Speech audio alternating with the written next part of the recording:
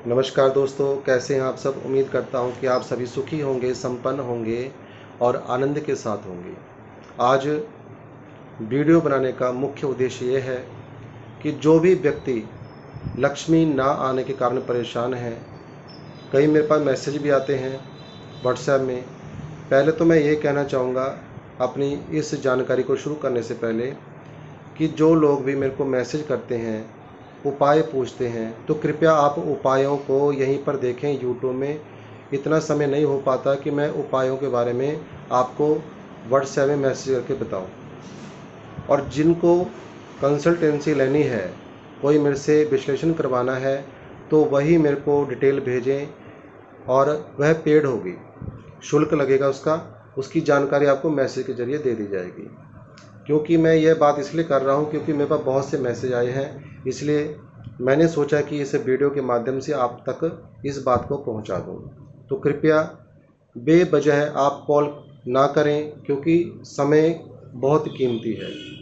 यदि आपको ज़रूरत है तो पेड सर्विस होगी, शुल्क लगेगा, तो आप मेरे को मैसेज करके शुल्क के बारे में जानकारी ले सकते हैं। तो चलिए शुरू करते हैं रामबाण उपाय को, जो कि महालक्ष्मी का अद्भुत उपाय है, जिसमें कुबेर और महालक्ष्मी की कृपा आपके ऊपर बरसेगी यदि आप इसको सही तरीके से कर लेंगे। उससे पहले मैं आगे चलूं, एक बात मैं और कहना चाहता हूं, वीडियो को स्किप करके ना देखें, क्योंकि आपको आधा पता चलेगा, आधा नहीं पता चलेगा, फिर बाद में आप कमेंट करेंगे, जिससे मेरे को भी असुविधा होती है। आप पूरी वीडियो देखें, काट फाट के ना देखें, बीच में स्किप करके ना देखें। तो चलिए शुरू करते हैं आज की विशेष जानकारी, लक्ष्मी और कुबेर का महा उपाय, जो आपके ऊपर इतना धन बरसाएगा कि आप भी हैरान हो जाएंगे। आपको शुक्रवार के दिन यह कार्य शुक्रवार को ही करना है, कोई भी शुक्रवार हो, शुक्ल पक्ष कृष्ण पक्ष। शुक्ल पक्ष या कृष्ण पक्ष के शुक्रवार को आपने संध्या के समय, जिस समय सूर्यास्त ना हुआ हो, आपने एक मिट्टी का छोटा मटका या बड़ा मटका, जैसा आपको सुविधा हो वैसा लाए, मिट्टी का पात्र होना चाहिए यानी मटका। तो उसको आपने सूर्यास्त से पहले लेकर के अपने घर आ जाना है। अब उसको थोड़ा वॉश कर लें, धो लें। धोने के बाद आपको क्या करना है, उसको अपने हाथों में पकड़ करके माँ लक्ष्मी से प्रार्थना करनी है कि हे लक्ष्मी माँ, हे कुबेर जी, मैं आपको इस कलश में, इस कुंभ में आपको आमंत्रण कर रहा हूँ, आपको बुला रहा हूँ। आप इसमें आकर के विराजमान हो और मेरे घर में धन और धान्य की वृद्धि करें, व्यापार में वृद्धि करें, नौकरी सर्विस में मेरी तरक्की कराएं, ऐसी मुझ पर कृपा करें। अपना नाम गोत्र बोल दें, नाम बोल करके गोत्र बोल दें। अब उसको अपने सामने रख लें, कलश या कुंभ को। उसमें आपने लगभग एक मुट्ठी जौ। अब कई लोग पूछते हैं कि जौ क्या है। भारत में हिंदू होकर के अगर जौ का नहीं पता, तो मुझे लगता है कि शायद कुछ नहीं पता। जौ को तर्पण के लिए यूज़ किया जाता है, बिना जौ के तर्पण नहीं हो पाता। तो जौ आपने एक मुट्ठी लेने हैं और उसमें ओम कुबेराय नमः, ओम महालक्ष्मी नमः, आवाहयामि हम, पूजयामि वरदो भवः। आपने ये प्रार्थना करनी हिंदी में कि हे कुबेर महाराज एवं हे महालक्ष्मी देवी, आप इस कुंभ में आकर के विराजमान हो। उसके अंदर आपको, कलश के अंदर, कुंभ के अंदर आपको एक मुट्ठी डाल देना है। अब एक मुट्ठी लें चावल की, चावल टूटे फूटे ना हो, बिल्कुल साफ हो। उसको लेकर के फिर वही ओम कुबेराय नमः, ओम महालक्ष्मी नमः, आवाहयामि हम, पूजयामि वरदो भव। हे कुबेर, हे महालक्ष्मी देवी, आप इस कलश में आकर के विराजमान हो और मेरे घर को धन से भरें, मेरे व्यापार में मेरी तरक्की कराएं, मेरी नौकरी सर्विस में मेरी तरक्की कराएं। जो भी आपकी मन की जो भी कामना है, वह आपने उनका नाम लेकर के प्रार्थना करनी है।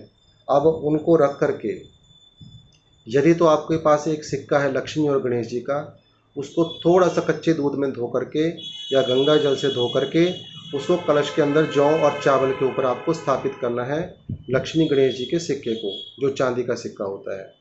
अगर नहीं है तो दूसरी ऑप्शन, आपको 15 यंत्र, जो कि आपको गूगल से मिल जाएगा, 15 यानी चारों तरफ से 15 बनता है, 3 कॉलम होते हैं।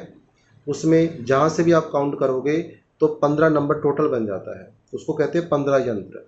तो आपको एक कुमकुम से 15 यंत्र बनाना है, या नहीं बना सकते उसी प्रकार आप स्केच, रेड स्केच से आप 15 का यंत्र एक प्लेन पेपर पे बना लें।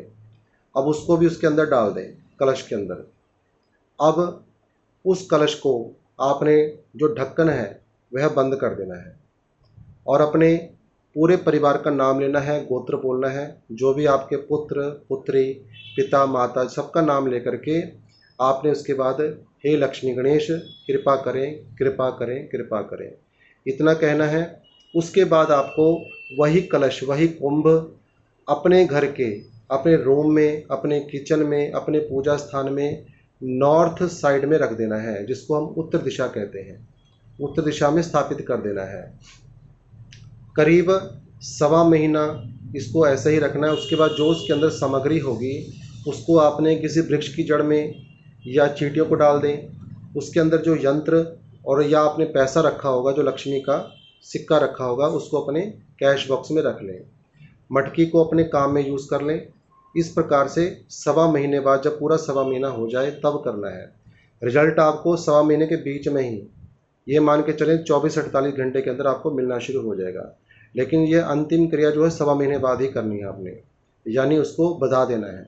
भगवान को या उनकी एक रूप को अपने पास रखना है, दूसरे रूप को उनके स्थान में भेज देना है। तो इस प्रकार से करने से आपको महालक्ष्मी और कुबेर की इतनी कृपा होगी, इतनी कृपा होगी कि आप भी हैरान होंगे कि वाकई में जब भगवान देते हैं तो छप्पर फाड़ के देते हैं। अब इसमें जौ और चावल का लॉजिक क्या है? जौ राहु महाराज की कृपा को दर्शाता है, चावल यानी चंद्रमा, लिक्विड मनी। तो दोनों को मिक्स करने का अर्थ क्या होता है? राहु अचानक से धन देना शुरू कर देते हैं, और जो चावल है, चावल यानी चंद्रमा को रिप्रेजेंट करता है, यानी चंद्र आपका पैसा खूब भेजना शुरू कर देंगे, और लक्ष्मी का प्रतीक भी चावल ही माने जाते हैं। तो इनका कॉम्बिनेशन ये हुआ। कलश कुंभ को इसलिए स्थापित करते हैं क्योंकि ये बुद्ध का कारक होता है। खाली घड़ा बुद्ध का कारक है क्योंकि उसके अंदर हवा होती है, और बुद्ध, आप बुद्धि से अपनी काम करेंगे, व्यापार में तरक्की करेंगे, नौकरी सर्विस में। ये नहीं कि आप सिर्फ उपाय करेंगे, आपको काम भी करना है और काम करके आप पैसा कमाएंगे। ये नहीं, कई लोग कहते हैं कि कलश रख के क्या हो जाएगा, क्या लक्ष्मी खुद चल के आ जाएगी? आएगी, काम करेंगे आप, रिजल्ट मिलेगा ही मिलेगा आपको। तो इसी के साथ आज की इस जानकारी को मैं यहीं विराम देता हूँ। नमो नारायण, जय जय श्री राधे।